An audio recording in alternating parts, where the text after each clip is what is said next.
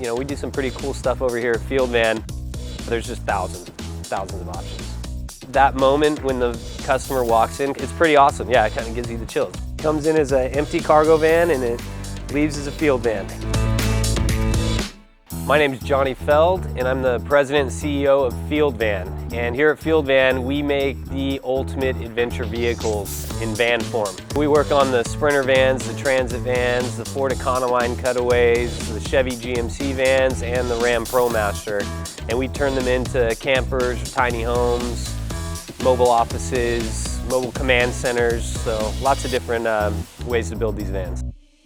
Started with my mom and dad back in 1989. I have two brothers as well, and we were looking for a camper because we liked going camping. We were doing the tent stuff, and then my dad found a Ford Econoline van at the beach in San Diego with a pop top. He ended up flying out to Texas where they were built and convincing the guy to let him start a California branch.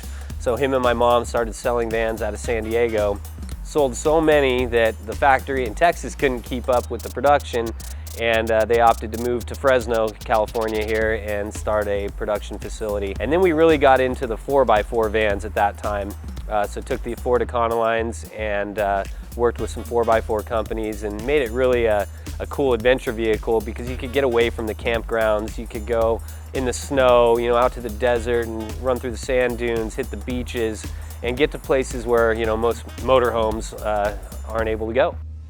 We do most everything here in-house. We do have our engineering and fabrication. That's kind of where everything starts to make sure the plan is going to function and work properly. When we get the vans in, they just are completely empty cargo vans. You got to open canvas basically to create your camper. We cut the windows out and we fabricate brackets for the awnings that we install on the side, and that's kind of the first step there in the back. And then we have the fresh water lines running on the inside.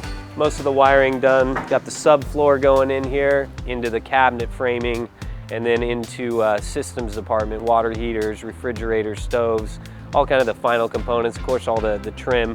To maximize space, we can use the doorway here and have a flip up here. So the binder travels along with each van. It's got, you know, the basic overhead diagram of the van, and then all the details and quality control checks. And then we have our upholstery shop upstairs, and they're doing the sewing for the curtains, the seats, the canvases for the pop tops, all the trims. She's making the pockets to hold your shampoo and soap and all that stuff.